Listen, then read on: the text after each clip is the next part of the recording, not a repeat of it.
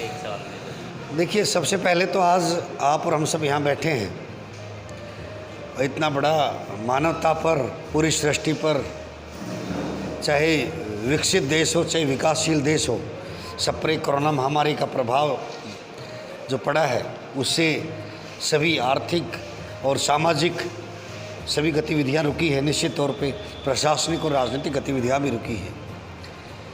लेकिन अगर इन 2 महीने से पूर्व के हमारे केंद्र सरकार के कार्यकाल को देखें, माननीय प्रधानमंत्री श्री नरेंद्र मोदी जी के दूसरे कार्यकाल का 1 वर्ष पूरा हो रहा है आज। मैं भारतीय जनता पार्टी का प्रवक्ता होने के नाते सभी देशवासियों को, प्रदेशवासियों को शुभकामनाएं देता हूं। और जो ऐतिहासिक निर्णय इस 1 वर्ष में हुए, वो एक मिसाल कायम की है। सबसे पहले जो हमारा जो मुद्दा हुआ 3 तलाक का मुद्दा, 3 तलाक को समाप्ति का मुद्दा भी इसी में हुआ। तो धारा 370 भी हमने इसी कार्यकाल में ख़त्म की। सीएए का हमने कानून इसी में बनाया और लद्दाख को केंद्र शासित राज्य हमने इसी कार्यकाल में बनाया। अयोध्या में राम मंदिर बांधने का रास्ता इसी कार्यकाल में साफ हुआ। शरणार्थियों को जो हमारे दूसरे देशों में प्रताड़ित हो रहे हैं और जिन्होंने भारत में आके शरण ली हुई एक पर्टिकुलर समय में, उनको अपने यहाँ की नागरिकता देने का कानून भी इसी कार्यकाल में आया। तो हमारे कहने का तात्पर्य ये है कि 1 वर्ष के अंदर जो 70 वर्ष में कांग्रेस ने नहीं किया, वो माननीय मोदी जी ने 1 वर्ष में करके दिखाया है। और आज पूरा विश्व इस बात का गवाह है। पूरा विश्व माननीय मोदी जी के नेतृत्व में भी चलना चाहता है और उन्हीं के पद चिन्हों पर चलते हुए, केंद्र सरकार के कंधों से कंधा मिलाते हुए हमारे हरियाणा के यशस्वी मुख्यमंत्री माननीय मनोहर लाल जी भी, जिनके दूसरे कार्यकाल का प्रथम वर्ष चल रहा है।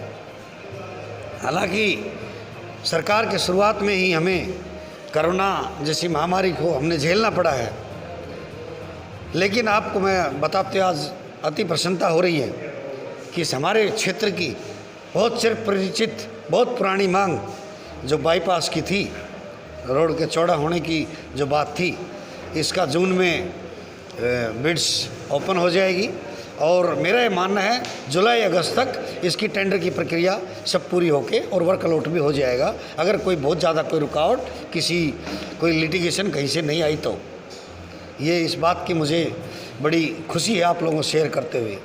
दूसरा जो बिलासपुर के फ्लाईओवर का था, वो राजस्थान के साथ अटैच था, इसलिए उसमें दिक्कत हमें हो रही थी कि जब राजस्थान का टेंडर हो तब हमारा हो, वहाँ पर ज़मीन एक्वायर होनी है। तो हमने माननीय मुख्यमंत्री जी से अनुरोध किया था ग्रीवेंस कमेटी की मीटिंग में गुड़गांव में कि जी हरियाणा के अलग से इसके टेंडर लगाए जाएं। तो हरियाणा सरकार से केंद्र सरकार को हमने माननीय मुख्यमंत्री जी की तरफ से प्रस्ताव भेजाया है कि हरियाणा के जो हाईवे के फ्लाईओवर है, चाहे बिलासपुर फ्लाईओवर है, 4 फ्लाईओवर है, उनका सबका अलग से टेंडर लगाया जाए। जो RRTS मेट्रो रेल है उसका टेंडर अलॉट हो चुका है और उसमें काम शुरू हो गया है। तो मुझे आज आपसे बताते हुए बड़ी प्रसन्नता हो रही है कि हम इस कोरोना महामारी से भी लड़ेंगे, देश को, मानवता को इस संक्रमण से भी बचाएंगे और देश को आगे आर्थिक विकास और सामाजिक विकास में आगे भी बढ़ाएंगे।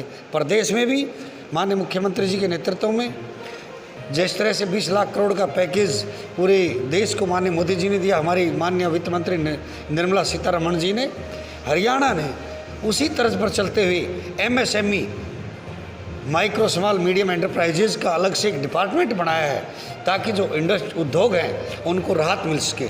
और सबसे पहले आगे बढ़कर हरियाणा के मुख्यमंत्री ने हर एक उद्योगों को एम्प्री तनख्वाह देने के लिए 20,000 रुपये प्रति एम्प्लॉय देने का, ब्याज फ्री ऋण देने का भी फैसला हमारी सरकार ने लिया था। तो ये जितने प्रवासी रहे, हरियाणा में 8 लाख के लगभग प्रवासियों ने यहाँ पर रजिस्ट्रेशन कराया। हमने 3 लाख से ज़्यादा प्रवासियों को भेजा है, उनके लिए ट्रेन चलाई है, बसें चलाई हैं और हमने किराया भी नहीं लिया किसी दूसरे राज्यों से। भेजा तो हमने उसको वापस भी कर दिया कि नहीं, हमने यहाँ प्रत्येक को आप 2 महीने 3 महीने तक देखिए कि खुद देख लीजिए, जिस सबसे बड़ा जो औद्योगिक क्षेत्र है मानेसर जो पटौदी विधानसभा का है, वहाँ पर लगातार सरकार के साथ साथ वॉलंटियर ऑर्गेनाइजेशंस ने भी आगे बढ़ चढ़कर उसमें हिस्सा लिया है।